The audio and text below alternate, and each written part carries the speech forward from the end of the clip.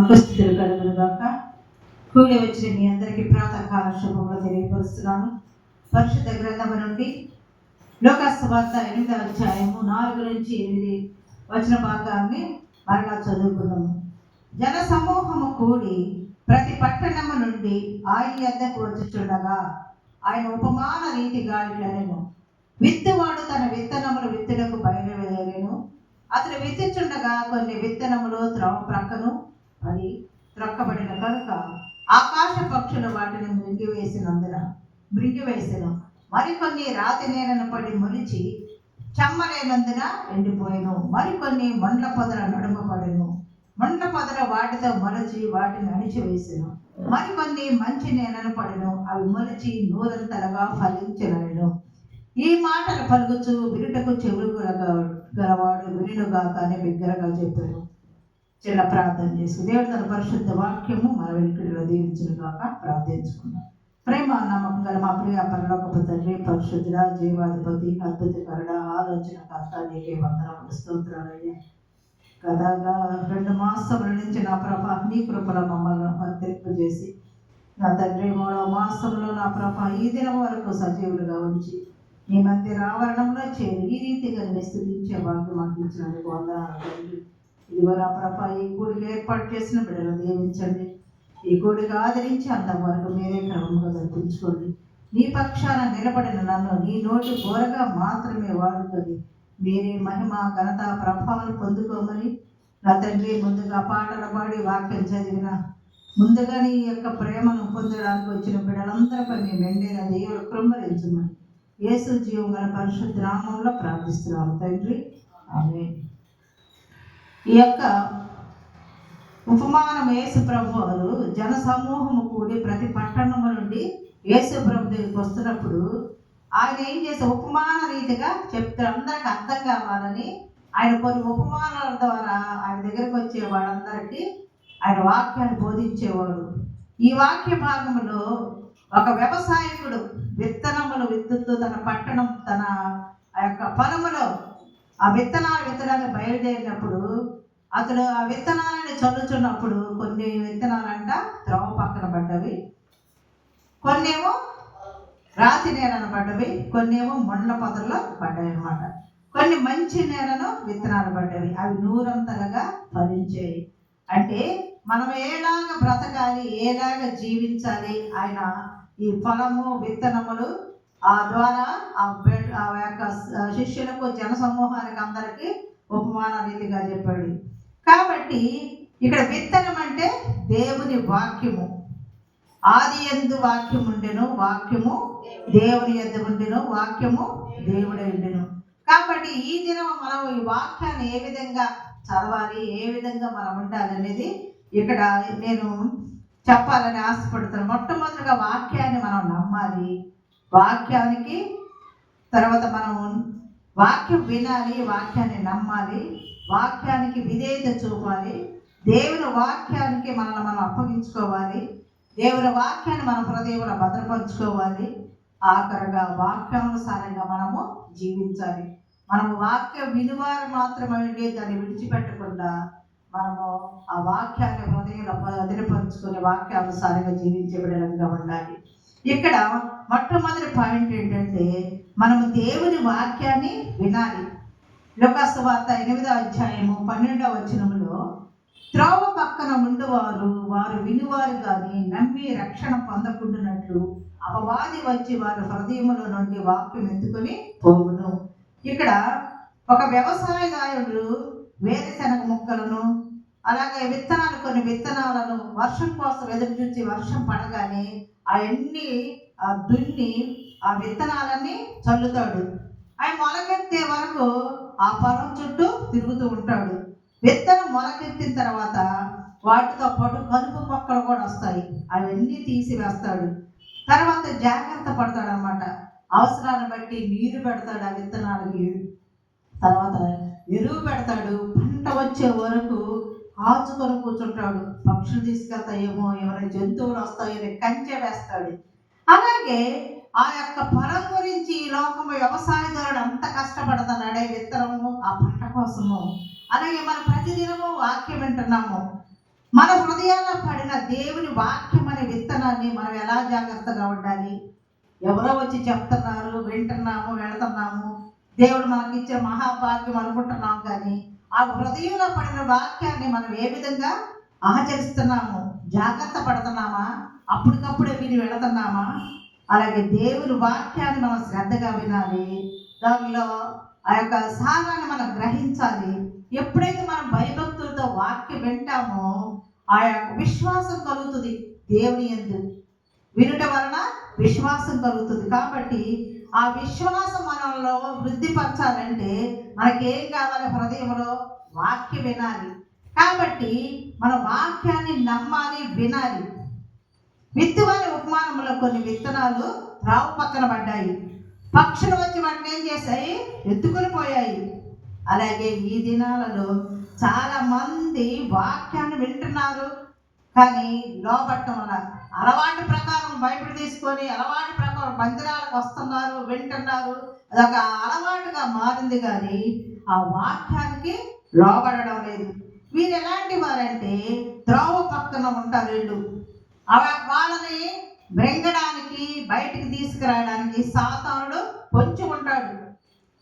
కాబట్టి ఈ వాక్యానికి అవిధేయుల వారిని సులువుగా తమ వలలో వేసుకోపోవడానికి సాతానుడు పొంచి ఉంటాడు. కాబట్టి మనం ఇచ్చిన సమయాన్ని దేవుడు మనకు ఇచ్చాడు. ఇది మరి శ్రేష్టమైన సమయం. ఉదయకాలంలో మనం వచ్చాము, మన పనులను కూడా వదిలిపెట్టి దేవుణ్ణి ఆయన సన్నిధిలో గడపాలని. అలాంటప్పుడు మన ఉదయకాలంలో మన ప్రశస్తమైన సమయంలో ఆ దేవుని వాక్యాన్ని మొట్టమొదటిగా మన హృదయాలలో మనం పదిలిపరుచుకుంటే ఈ దినమంతా ఇక్కడ మనం ఆనందంతో, అమ్మో ఈ పని చేస్తే దేవుడు చూస్తాడు, ఈ పని నేను చేయకూడదని మన వాక్యం ద్వారా హెచ్చరిక కలిగిన వారిపై దేవుని బిడ్డలుగా మనము ఉంటాము.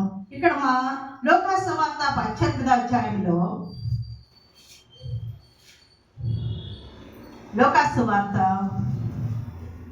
18వ అధ్యాయము, ఒక వ్యక్తి ఉన్నాడు. 18వ అధ్యాయము 35 నుంచి 45 వచ్చిన భాగంలో ఇక్కడ యెరికో పట్టణమునకు యేసు ప్రభువు సమీపించినప్పుడంట ఒక గుడ్డివాడు త్రోవ పక్కన కూర్చుండి భిక్షం అడుక్కుంటూ ఉన్నాడు. యేసు ప్రభువు వెళుతూ ఉన్నప్పుడు జన సమూహములు ఆయన వెంబడిస్తూ ఉంటారు. ఆయన అద్భుతాలు చూడాలని, స్వస్థపడాలని, ఆయన వల్ల బాగుపడాలని. ఆయన ఎంతో వందల మంది ఆయన వెంబడిస్తూ ఉన్నప్పుడు ఆయన యెరికో పట్టణాన్ని సమీపించినప్పుడు ఒక గుడ్డివాడంట ఒక దారి పక్కన కూర్చొని భిక్షం అడుక్కుంటూ ఉన్నాడంట. ఆ జన సమూహం దాటిపోతున్నప్పుడు ఒక శబ్దం వినిపిస్తుంది. ఎవరు కదా, గుంపులుగా పోతుంటే కాళ్ళ శబ్దం వినిపించచ్చు, మాటలు గొసగొసలు అవన్నీ వినపడవచ్చు. కానీ వాడు అంటాడంటే ఇది ఏమని అడుగుగా వారు చెప్తారు, వెళ్ళేవారు నజరేయుడని యేసు ఈ మార్గమున వెళ్ళుచున్నాడని వారితో చెప్తాడు.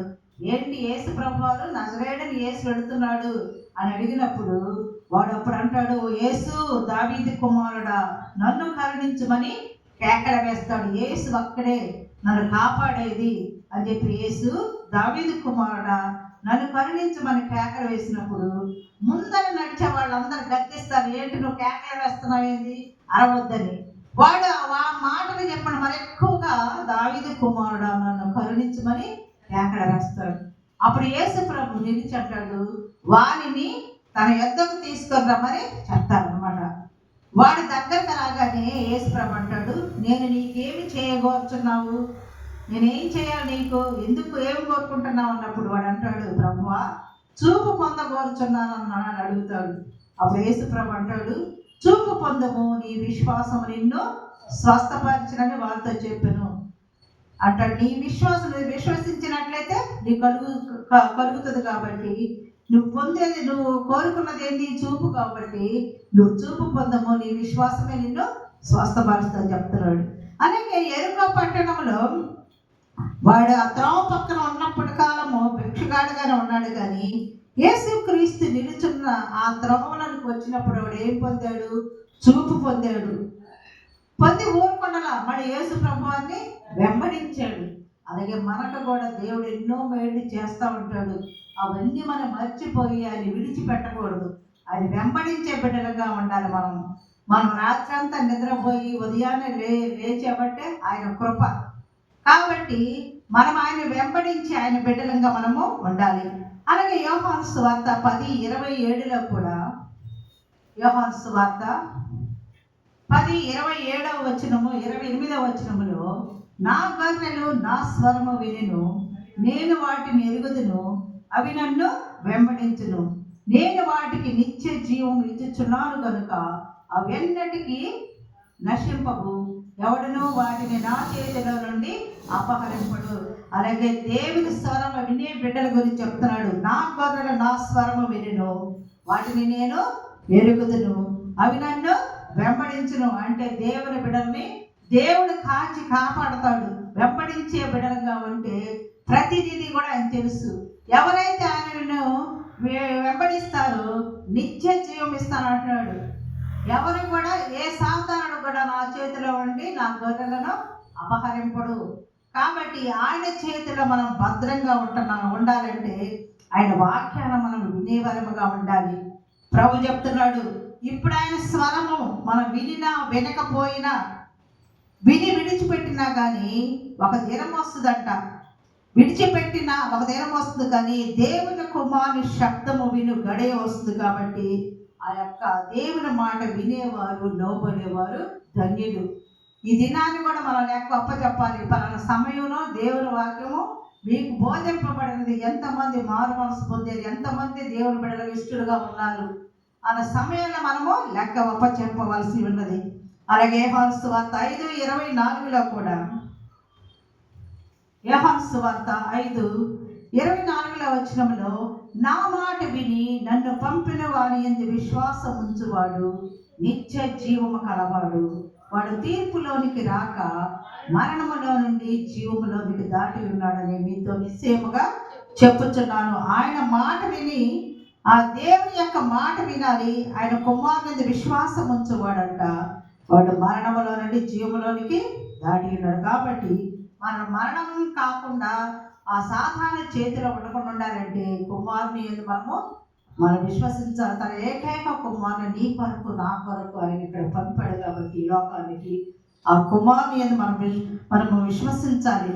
ఆ నరకాన్ని తప్పింపబడాలంటే ఎవరి ద్వారా వెళ్ళాలి? కుమారుని ద్వారానే. నేనే మార్గమును సత్యమును జీవమునై ఉన్నాను, నా ద్వారానే తప్ప ఎవడును తండ్రి లేదు. కాబట్టి ఆ యొక్క తండ్రి పంపినటువంటి కుమారుని యందు మనం విశ్వాసం ఉంచాలి. అలాగే చనిపోయిన లాజరు ప్రభు స్వర్మిని ప్రేత వస్త్రములతో సమాధి నుండి వెలుపలికి వచ్చాడు. యోహాను సువార్త 11వ అధ్యాయము,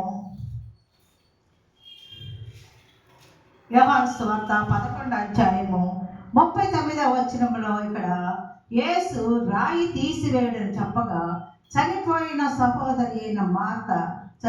వారి సహోదరి అయిన మార్త, ప్రభువా అతడు చనిపోయి 4 దినములైనది కనుక ఇప్పటికీ వాసన కొట్టునని ఆయనతో చెప్పాను. అక్కడ సమాధి రాయి పెట్టారు. ఈ యొక్క లాజరు చనిపోయినప్పుడు ఆయన సమాధి చేశారనమాట. యేసు ప్రభు వచ్చేసా రాయి తీయమన్నప్పుడు ఆ మార్త అంటది, ప్రభువా అతడు చనిపోయి 4 దినాలు అయిందయ్యా, ఇప్పటికే వాసన కొడుతుంది అన్నప్పుడు ప్రభు అంటున్నాడు, నీవు నమ్మిన ఎడల దేవుని మహిమ చూద్దామని నేను నీతో చెప్పలేదా అని మార్త అన్నప్పుడు అంతటా అక్కడ ఉన్నవాడు ఆ రాయిని తీసివేశారు. యేసంట కన్నుల పైకెత్తి, తండ్రి నీవు నా మనవి వినినందుకు నీకు కృతజ్ఞతాస్తులు చెల్లిస్తున్నానని తన తండ్రికి కృతజ్ఞతాస్తులు చెల్లించాడు.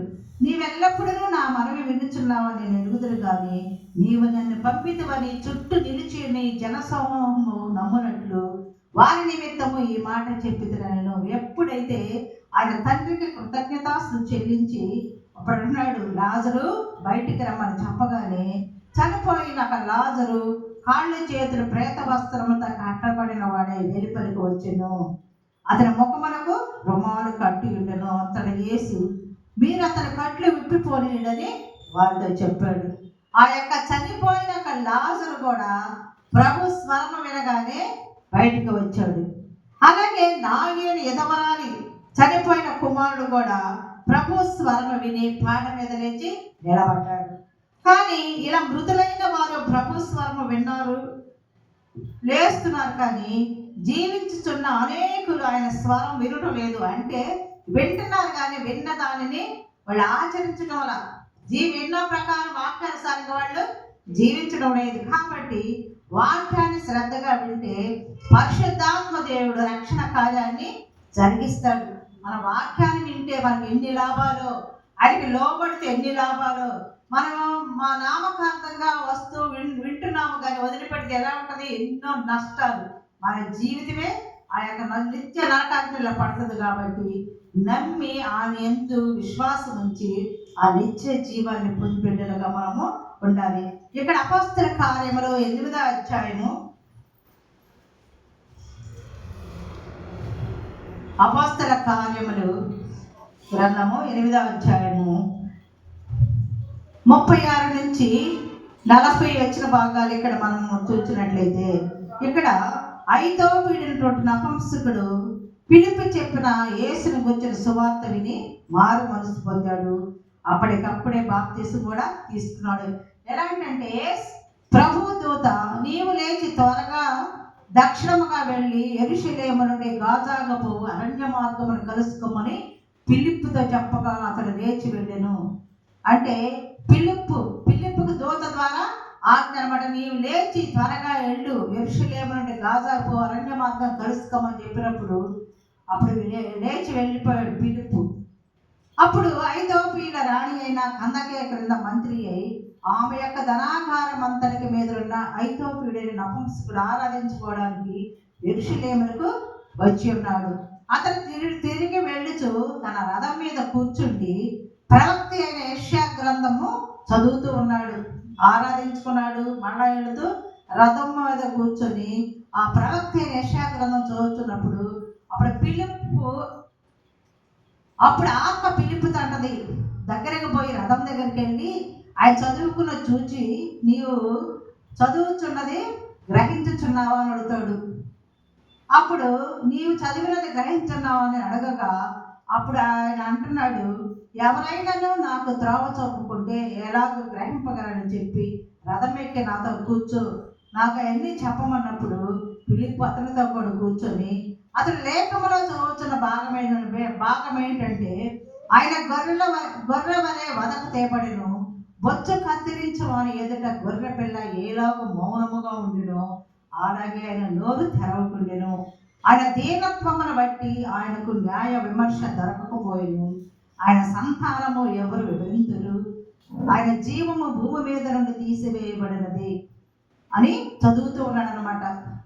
అప్పుడు ఫిలిప్పు ఏం చేస్తాడంటే నోరు తెరిచి ఆ లేఖనమును అనుసరించి యేసు క్రీస్తు గురించి ఆయనకి సువార్తను ప్రకటిస్తాడు.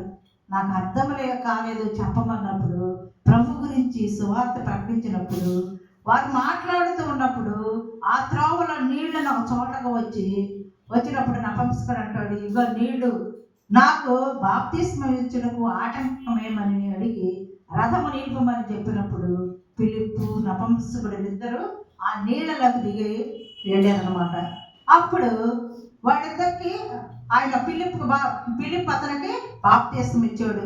వారి నీళ్ళలో నుండి వెడలి వచ్చినప్పుడు ప్రభువు ఆత్మ ఫిలిప్పును కొనిపోబడెను. నపుంసకుడు సంతోషించుచు తన త్రోవను వెళ్ళెను. కాబట్టి పరిశుద్ధాత్మ దేవుడు మన వాక్యముగా వినాలని మనం సిద్ధపడితే ఆయన ఆశ్చర్య కార్యములు చేసే దేవుడు. కాబట్టి ఇక్కడ మనము వినడానికి ఆసక్తి చూపిస్తే ప్రభు మనల్ని రక్షించడానికి సిద్ధంగా ఉన్నాడు. అలాగే ప్రకటన గ్రంథంలో కూడా ఉన్నది, ఇదిగో నేను తలుపు నొద్ద నిలుచుండి తట్టుచున్నాను, ఎవడైనా నా స్వరము విని తలుపు తీసిన ఎడల నేను అతని వద్దకు వచ్చి అతనితో నేను నాతో కూడా అతడిలో భోజనము చేయను. కాబట్టి ఆయన హృదయం అనే తలుపు నొద్ద ఆయన ప్రతిదినము తడుతూ ఉన్నాడు. ఎవరైనా ఆయన స్వరము విని మన హృదయాలను తెరిచినట్లయితే మన హృదయంలో ఆయన ప్రవేశించడానికి ఆయన సిద్ధంగా ఉన్నాడు. కాబట్టి మనము ఎప్పుడైతే సిద్ధపడతామో ఆయన మనతో ఉంటాడు. మనము ఆయన కలిసి భోజనము చేస్తామంటే వాక్యము మనము ప్రకటించే బిడ్డలంగా మనము ఉంటాం. మనలో రక్షింపబడతాము. ఇతరుల గురించి కూడా మనం రక్షణ భారము కలిగి ఉండాలి. కాబట్టి రక్షణ పొందాలంటే ఏం చేయాలి? వాక్యాన్ని వినాలి. వినుట వల్ల విశ్వాసం కలుగుతుంది. కాబట్టి మనం వాక్యాన్ని వినాలి. రెండవ పాయింట్గా వాక్యాన్ని నమ్మాలి.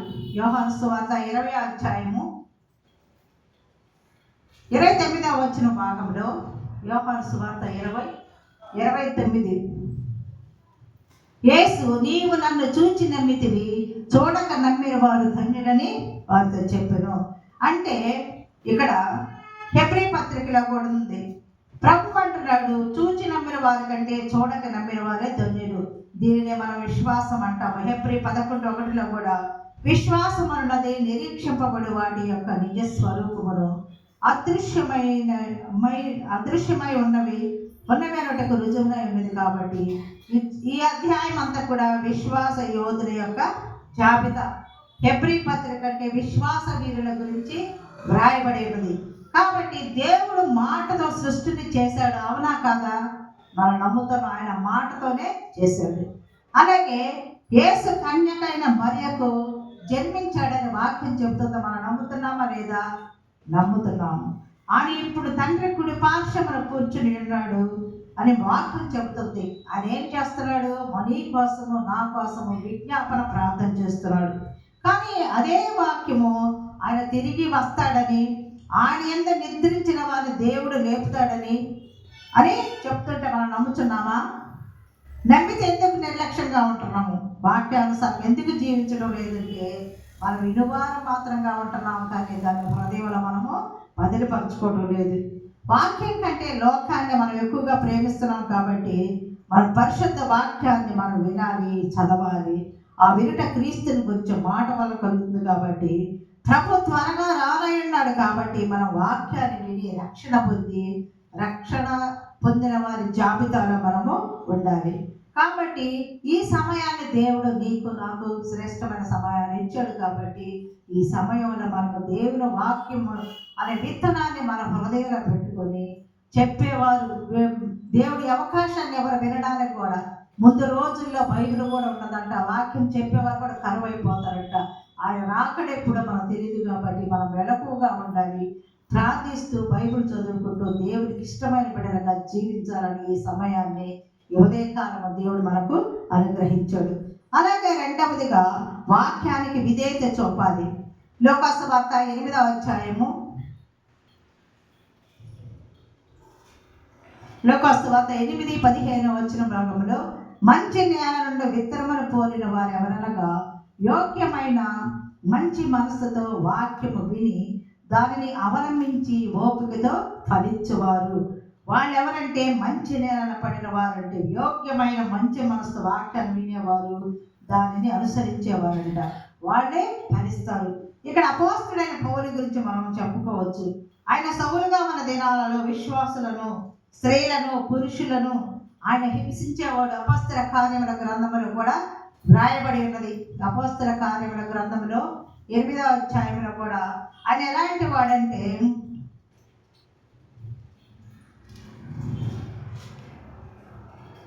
ఆయన స్త్రీలను, పురుషులను అందరినీ చెరసాలలో వేయుటకు ఆయన చాలా హింసకుడు, హానికరుడు, దూషకుడుగా ఉన్నాడు. ఆయన ఇంటింటా వచ్చి ఆయన పురుషులను, స్త్రీలను ఈడ్చుకొని పోయి చెరసాలలో వేసి సంఘాలను పాడు చేసేవాడు. అలాంటి ఒక సౌలును దేవుడు పట్టుకున్నాడు అన్నమాట వాక్యం ద్వారా. ఆయన ఏం చేశాడంటే దేవుని వాక్యాన్ని విన్నాడు. హింసించేవాడు దమస్క మార్గంలో నడుచున్న మార్గంలో ప్రభు దర్శనం పొందాడు. ప్రభు మాట్లాడినప్పుడు ఆ దర్శనములకు ఆయన లోబడ్డాడు. దేవునికి ఆయన తన హృదయాలను సమర్పించాడు. ఎక్కడైతే ఏ సంఘాల్లో అందరినీ హింసిస్తూ గలిబిలి చేశాడో అక్కడే ఆ స్థానాల్లోనే ఆయన సంఘాలను కట్టాడు. ఈయన నిజమేనా? ఆయన అప్పుడు హింసించాడే బిడ్డల, దేవుని బిడ్డలని, స్త్రీల, పురుషుల్ని అని భయపడిన వాళ్ళే ఆయన చూసి ఆయన వాక్యాన్ని విని వాక్యానికి లోపడ్డారు. ఎలా ఆ సంఘాలను గందరగోళం చేసి లేకుండా చేశాడు. ఆ స్థలంలో నేను అనేక సంఘాలను కట్టి దేవుని బిడ్డగా ఆయన ఉన్నాడు. అలాగే అబ్రహాము కూడా దేవుడు తన దేశం నుండి, బంధువుల యొద్ద నుండి, తన ఇంటి నుండి బయలుదేరి నేను చూపించే దేశానికి వెళ్ళమన్నప్పుడు అప్పుడు అబ్రహాము విధేయత చూపి సమస్తమును తీసుకొని బయలుదేరి కనాను వైపునకు ప్రయాణించాడు. ఫలితంగా నేడు విశ్వాసులకు తండ్రి అయ్యాడు. అంతేకాక గొప్ప ఆస్తి కలవాడయ్యాడు. అంటే అక్కడ విధేయత అనమాట. దేవుని వాక్యానికి విధేయత చూపాలి. అది కష్టమైన, నష్టమైన దేవుని మార్గంలో నడిచే బిడ్డలు దేవుడు ఆశీర్వాదాలు ఎక్కువగా ఉంటాయి. సమస్తం రమ్మన్నప్పుడు ఎక్కడికి వెళ్ళాలయ్యా, నేను నాకు చాలా ఆస్తి ఉన్నదే, చాలా బంధువర్గం ఉన్నది, నేను ఎక్కడికి వెళ్ళాలి చూపించని అడగలేదు. కానీ ఆ మాటకి లోబడి తనకు కలిగిన సమస్తాన్ని తీసుకుని బయలుదేరి వెళ్ళాడు. కాబట్టి దేవుడు విశ్వాసకు తండ్రిగా అతను నూరంతరగా ఆశీర్వదించాడు. అలాగే ఆయన వాక్యానికి లోబడిన ప్రతి బిడ్డను కూడా, కుటుంబాన్ని కూడా దేవుడు ఆశీర్వదించే దేవుడు. అలాగే అపొస్తలుల కార్యముల 16వ అధ్యాయంలో కూడా ఇక్కడ బెత్తములతో కొట్టబడి చెరసాలలో బంధింపబడిన పౌలు శీలలకు గురించి మనం ఇక్కడ చదవచ్చు. ఇక్కడైతే వారిని తీసుకొని ఆయన కొట్టి, పౌలు శీలను కొట్టి వారిని చాలా దెబ్బలు కొట్టారంట. చెరసాల భద్రంగా కనిపెట్టాలని చెరసాల నాయకుడికి ఆజ్ఞాపించారు. వారు ఏం చేస్తున్నారంటే, అట్టి ఆజ్ఞలు పొందినటువంటి చెరసాల అధికారి వాళ్ళ కాళ్ళకు బండ వేసి బిగించి ఆయన ఒక చీకటి రూపులు వేసినప్పుడు మధ్యరాత్రి వేళ సౌలును శీలను ఏం చేస్తున్నారంటే దేవునికి ప్రార్థిస్తూ కీర్తనలు పాడుతున్నారు. వాళ్ళ కష్టాల్లో కూడా వాళ్ళు ఆనందించే వారికి ఉన్నప్పుడు అప్పుడు అవన్నీ కూడా పక్కన ఖైదీలు వింటూ ఉన్నారు. వాళ్ళ కీర్తనలో ప్రార్థన కూడా వింటూ ఉన్నప్పుడు మధ్యరాత్రి అకస్మాత్తుగా మహాభూకంపము కలిగినప్పుడు ఆ చెరసాలంతా తలుపులన్నీ తెరుచుకున్నప్పుడు బంధకాలన్నీ ఊడిపోయినాయి.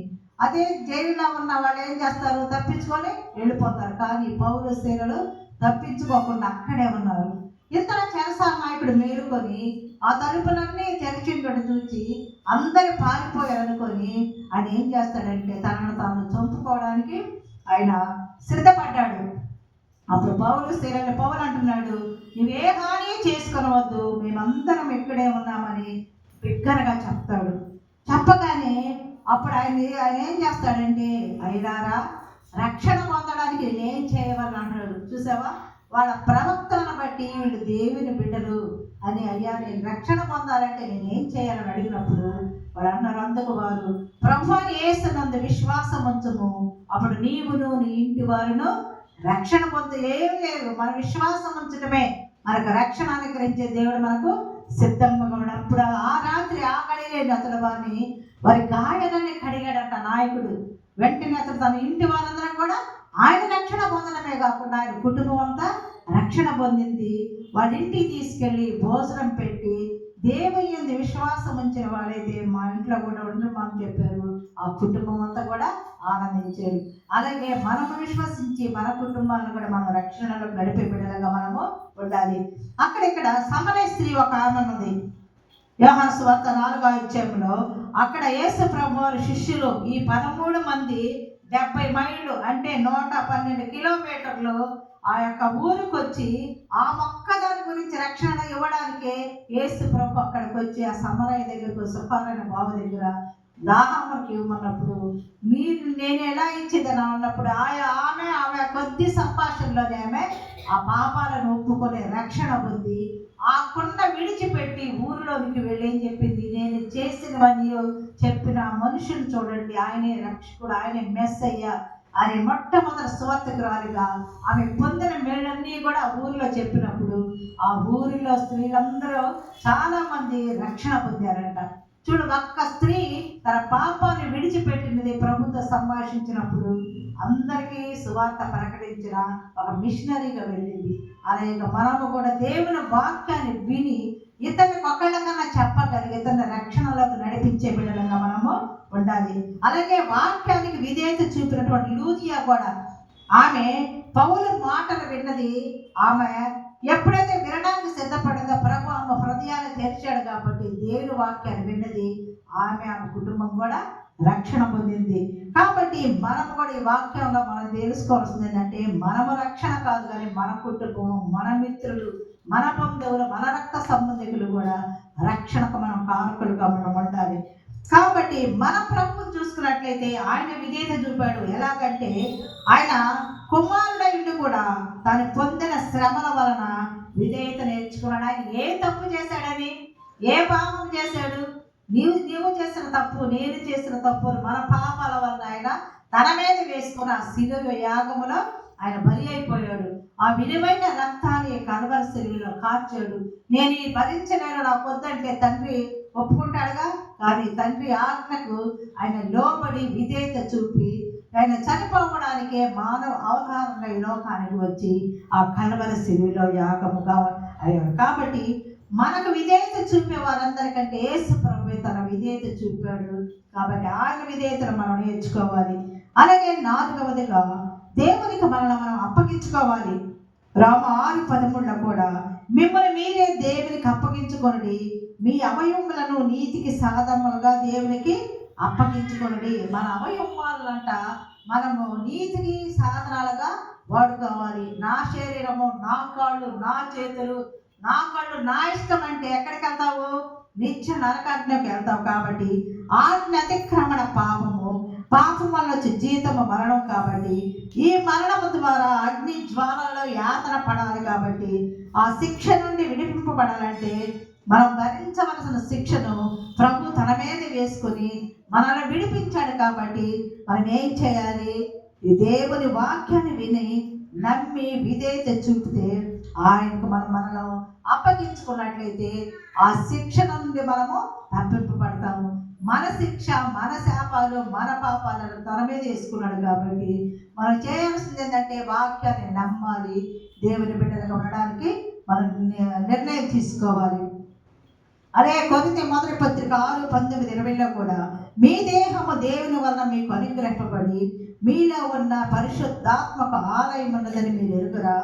మీరు మీ సొత్తు కాదు, విలువ పెట్టి కొనబడిన వారు కనుక మీ దేహముతో దేవుని మహిమపరచుడి. మనకి ఎట్లా వచ్చింది దేహము? మీ దేహము దేవుని వలన మీకు అనుగ్రహింపబడినది. కాబట్టి మన హృదయము మన దేహము పరిశుద్ధాత్మకు ఆలయం ఉన్నదని మీరు ఎరగరా. మిమ్మల్ని నేను విలువ పెట్టి కొన్నాడా లేదా? మనల్ని మన పాములుగా ఉండగానే ఆయన తన ప్రశస్తమైన రక్తాన్ని వెల చెల్లించి ఆయన కొన్నాడు. కాబట్టి మనం మన సొత్తు కాదు. కాబట్టి మన దేహముతో మనం దేవుని మహిమపరిచే బిడ్డలుగా ఉండాలి. కానీ మన దేహముతో మనం ఆయనకి ఆయాస్కరమైన పనులు మనం చేయకూడదు. మనం నడిచే ప్రతి చోటకు వెళ్ళకూడదు. మనం చూడని ప్రతిదీ చూడకూడదు. చేతులతో చేయరానివి చేయకూడదు. దేవుడు నన్ను చూస్తున్నాడు అని బ్రతకడమే భక్తి అన్నమాట. ఎవరు చూడలేదురే, వాక్యం వింటున్నాను, వెళ్ళిన తర్వాత నా ఇష్టానుసారం నేను జీవిస్తానంటే అది సాతాను పడ్డ. కాబట్టి అందుకే వాక్యాన్ని హృదయంలో భద్రపరుచుకుంటే మన వాక్యానుసారంగా దేవుని బిడ్డలంగా ఉంటాం. కానీ వాక్యాన్ని విని వదిలిపెడితే సాతాను బిడ్డలంగా మన ఇష్టానుసారంగా జీవిస్తాము, ఆ నిత్య నరకాగ్నిలో ఉంటాము. అలాగే 5వది పాయింట్ ఏంటంటే దేవుని వాక్యమును హృదయములో భద్రపరచుకోవాలి, భద్రపరచుకోవాలి. దావీదు అంటున్నాడు 119 సంకీర్తన 11 నీ ఎదుట నేను పాపము చేయకుండానట్లు నా హృదయములో నీ వాక్యము ఉంచుకొని ఉన్నాను అంటున్నాడు. అంటే మనం పాపము చేయకుండా ఉండాలంటే ఏముండాలి? మన హృదయంలో దేవుని వాక్యం ఉండాలి. హృదయం అన్నిటికంటే మోసకరమైనది, అది ఘోరమైన వ్యాధికరది. కాబట్టి మానవులను నరకానికి నడిపిస్తుంది. కాబట్టి మనం సద్వినియోగం చేసుకుంటే పరలోకానికి నడిపిస్తుంది. హృదయాన్ని పరిశుద్ధమైన దేవుని వాక్యం నింపుకోవడం ద్వారా పరిశుద్ధాత్మ దేవుడు మన హృదయంలో నివసిస్తాడు. కాబట్టి ఆ వాక్యాన్ని మన హృదయంలో ఉంటే మనం దేవుని బిడ్డలుగా దేవుని పనులు చేస్తూ భక్తి గల జీవితం జీవించే వరకు ఉంటాము. మనం దేవుడిని అడిగినట్లయితే, అయ్యా ఈ రాతి గుండెని తీసేసి మాంసపు గుండెని అయ్యా నన్ను శుద్ధీకరించయ్యా, నా ఆలోచనలు తీసివేయమని ప్రార్థించినట్లయితే ఆయన మంచి హృదయాన్ని దేవుడు నీకు అనుగ్రహించే దేవుడు సమీపంగానే ఉన్నాడు. ఇక్కడ నా కుమారుడా నా మాటలు ఆలకించము, నీ హృదయమందు వాటిని భద్రం చేసుకొనుము, దొరికిన వారికి జీవమును వారి సర్వ శరీరమునకు ఆరోగ్యమునిచ్చునని సామెతలు 4:20-23 భాగంలో వ్రాయబడి ఉన్నది. కాబట్టి మన హృదయమందు భద్రం చేసుకోవాలి వాక్యాన్ని. అవంటే దొరికిన వారికి జీవాన్ని ఇస్తాయంట. వాక్యము సర్వ శరీరకు ఆరోగ్యం ఇస్తుందంట. ఎప్పుడైతే వాక్యం మన హృదయంలో ఉంటుందో మనకు ఆరోగ్యం ఇస్తుందంట. కాబట్టి ఆ తర్వాత మనకి జీవాన్ని ఇస్తుందంట. నీ హృదయంలో వాక్యానికి ప్రాధాన్యత ఉన్నదా? అయితే నీవు ఆశీర్వదింపబడతావు. కొంతమంది వాక్యం చదవలేకపోయిన బైబిల్ మోసుకుంటారు. ఈ వాక్యాన్ని మనం మోసినట్లయితే దేవుడు వృద్ధాప్యంలో నిన్ను మోస్తాడు. కాబట్టి వాక్యానుసారంగా జీవించే వరముగా ఉండాలి. అలాగే వాక్యానుసారంగా జీవించాలి. 6వ పాయింట్ ఆత్మ ఫలాలలో ప్రథమ ఫలం ఏంటంటే ప్రేమ. ఈ మొదటి ఫలము మనం ఫలించినట్లయితే అందరినీ కూడా మనము ప్రేమించగలము. పగ, అసూయ, ద్వేషం, ఈర్ష్య ఇవన్నీ కూడా మనలో నుండి పోతాయి. ఎప్పుడు దేవుని ప్రేమిస్తాం కాబట్టి మనం ఆ ప్రేమను ఇతరులకు చూపిస్తాం కాబట్టి మనం ఇవన్నీ కూడా ఉండవు. అలాగే యోహాను సువార్త 15:8 కూడా మీరు బహుగా ఫలించడం వలన నా తండ్రి మహిమపరచబడును. కాబట్టి ఫలించడం అంటే ప్రభు మనకి ఇచ్చిన రక్షణను మనం ఇతరులకు కూడా కొన్ని ఆత్మలను కూడా మనం సంపాదించే వరముగా ఉండాలి. మన కొరకే కాదు కానీ ప్రభు కొరకు ఫలిస్తే మనం జీవితాలు ధన్యులుగా ఉంటాము. మనం నమ్మాలి, బాప్తిసం తీసుకుని సరిపోదు కానీ మారు మనసు తగిన ఫలాలు మనము ఫలించాలి. లేనట్లయితే మంచి ఫలములు ఫలింపని ప్రతి చెట్టు నరకబడి అగ్నిలో వేయబడుతుంది. కాబట్టి ఫలములు వెదగడానికి ప్రభు త్వరగా రానే అన్నాడు. కాబట్టి మనం మంచి ఫలాలు ఫలించే వరముగా ఉండాలి. కాబట్టి మన వాక్యానికి వినాలి, వాక్యానికి విధేయత చూపిస్తూ, వాక్యాన్ని నమ్ముతూ, వాక్యాన్ని హృదయంలో భద్రపరుచుకొని వాక్యానుసారంగా మనం లోబడినట్లయితే రక్షణ వస్తుంది. రక్షణ పొందిన మనము నిత్య రాజ్యానికి, దేవుని బిడ్డలుగా రాజ్యానికి వారసులం అవుతాము. కాబట్టి మనం ఆయన వాక్యాన్ని వినాలంటే మనము ఈ సమయాన్ని మనం సద్వినియోగం చేసుకోవాలి. ప్రకటన 1:3 కూడా సమయం సమీపించినది కనుక ఈ ప్రవచన వాక్యంలో చదువువాడును వాటిని విని ఇందులో వ్రాయబడిన సంగతులను గైకొని వారును ధన్యులు. సమయం సమీపిస్తుంది, ఆ రాకడ ఆయన వస్తున్నాడు. కాబట్టి మనం మెలకువగా ఉండాలి. వాక్యాన్ని మనము ఈ ప్రవచన వాక్య ప్రతిదినము చదివేవారంగా ఉండాలి. చదవడం కాదు కానీ గ్రహించాలి. అందులో వ్రాయబడిన వాటన్నిటిని మనము అనుసరించినట్లయితే ఆ యొక్క దేవుని బిడ్డలుగా మనం ఉంటాము. కాబట్టి ఈ దినము దేవుని వాక్యాన్ని మనం మొట్టమొదటిగా వినాలి. రెండవదిగా దేవుని వాక్యాన్ని వినటమే కాదు కానీ నమ్మాలి.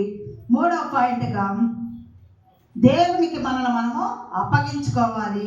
నాలుగవదిగా దేవుని వాక్యమును హృదయములో భద్రపరచుకోవాలి.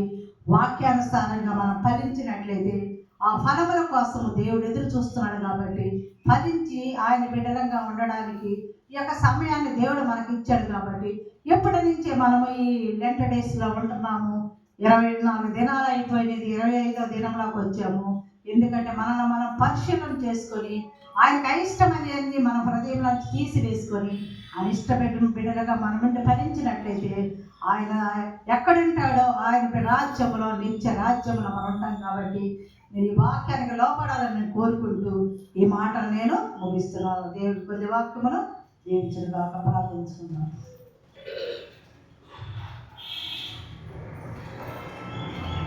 ప్రేమ నమ్మకం గల మా ప్రియ పరలోకపు తండ్రి, పరిశుద్ధుల జీవాధిపతి, నీకే వందనములయ్యా. ఈ ఉదయకాలమున మీరు మాతో మాట్లాడిన విధానాన్ని బట్టి వందనాలు తండ్రి. వాక్యాన్ని మేము విని వదిలిపెట్టే వారంగా కాకుండా తండ్రి, వాక్యాన్ని నమ్మి విధేయులమై తండ్రి వాక్యాన్ని హృదయంలో భద్రపరుచుకొని ఫలించే వారు ఉండడానికి మీ సహాయాన్ని దయచేయండి. మా వాక్యాన్ని నా తండ్రి మా హృదయంలో నీరు కట్టి ఫలింప చేయండి. మా కుటుంబాలను మమ్మల్ని నా తండ్రి మెండారా దీవించండి. ఇదిగో నా ప్రభ మా పాడవ చుట్టూ నీ యొక్క పరిశుద్ధాత్మ దేవుడు నా తండ్రి కంచిగా వచ్చి ఎలాంటి ఆలోచనలు నా తండ్రి దుష్టుల కీడు లేకుండా నా తండ్రి కృపను బయలుపరచండి, బలపరచండి. ఇదిగో నా తండ్రి వృద్ధులున్నారు, నా తండ్రి విధవరాళ్ళు ఉన్నారు, నా ప్రభావం చిన్న బిడ్డలు నా తండ్రి వీళ్ళందరూ నా తండ్రి కృపలను జ్ఞాపకం చేసుకోండి. అనారోగ్య స్థితిలో మరణ పడకలు నా బిడ్డలను జ్ఞాపకం చేసుకోండి అయ్యా. ఇదిగో నా తండ్రి మా ప్రియులు ప్రతిదినము నా తండ్రి ఆరాధనలో పాల్గొనే బిడ్డలు నా తండ్రి మీరు పీల్చుకున్నారయ్యా. ఆనేసండి కుటుంబాన్ని బట్టి విడవబడిన కుటుంబాన్ని బట్టి ప్రార్థిస్తున్నామయ్యా. నా తండ్రి మీరే కుటుంబానికి ఆదరణ కర్తగా ఉండి జరగబోయే ఆదరణ కూడికిలో మీరే ఉండి నా తండ్రి నడిపించి మహిమ ఘనత ప్రభావాలు పొందుకోండి. ఇదిగో నా ప్రభ ఎంతమంది మా బిడ్డలు పరీక్షలకు ప్రిపేర్ అయ్యి రాయిచుండగా నా తండ్రి నీ కృపల బిడ్డను జ్ఞాపకం చేసుకొని ఈ లోక జ్ఞానము కాదు కానీ పరలోక జ్ఞానంతో బిడ్డలు నింపుకొని మంచి ఉన్నత స్థితిలో ఉండి నీ సాక్షులుగా ఉండడానికి కృప చూపండి. ఉద్యోగాల కోసము, వివాహాల కోసము, గర్భఫలాల కోసం దృష్టి బిడ్డలు నా తండ్రి మీకు అనుదృష్టి ఉంచండి. మరి ముఖ్యంగా నా తండ్రి ఈ యొక్క కూడికను ఏర్పాటు చేస్తున్న యవన బిడ్డలను బట్టి వందనాలు. వాళ్ళ కష్టాలతో చేసే పనిని మీరు నా తండ్రి ఆశీర్వదించండి, మెండారా దీవించండి. మీరు అక్కడికి మేము నా తండ్రి సిద్ధపడి మెళకువతో నా తండ్రి సిద్ధపడి ఎదురు చూసే బిడ్డలంగా ఉండాలి. ఈ కృపలు మమ్మల్ని జ్ఞాపకం చేసుకుని ఇదిగో నా తండ్రి ఉదయ కాలంలో నా తండ్రి వాక్యానుసారంగా లోపడి మీ బిడ్డలుగా ఉండాలని నిశ్చయించుకున్న ప్రతి ఒక్క బిడ్డను నా తండ్రి వెండాల దీవించమని దీవెనలతో మమ్మల్ని నింపమని యేసు జీవగల పరిశుద్ధ నామములో ప్రార్థిస్తున్నాము తండ్రి. ఆమేన్. పరలోకమందున్న మా తండ్రి, నీ నామం పరిశుద్ధపరచబడుగాక, నీ రాజ్యం మాకు వచ్చునుగాక, నీ చిత్తము పరలోకమందు నెరవేర్చున్నట్లు భూమి మీద నెరవేరుగాక. మన ఆహారం దయచేయండి, మరణస్తులను మేము క్షమించిన ప్రకారం మా రుణములను క్షమించి మమ్మల్ని శోధనలోకి తేక కీడుని స్థితించు. ఎందుకంటే రాజ్యము బలము మహిమ నిరంతరము నీవై ఉన్నావు తండ్రి. ఆమేన్. తట్టు లేకుండా మిమ్మల్ని కాపాడుటకును తన మహిమ ఎదుట ఆనందముతో మిమ్మల్ని నిర్దోషులుగా నిలవబెట్టుటకును శక్తి గల మన రక్షకుడైన అద్వితీయ దేవుని మన ప్రభువుని యేసుక్రీస్తు ద్వారా మహిమయు మహాత్మ్యమును ఆధిపత్యమును అధికారమును యుగములకు పూర్వమును ఇప్పుడును సర్వయుగములను కలుగునుగాక. ఆమేన్.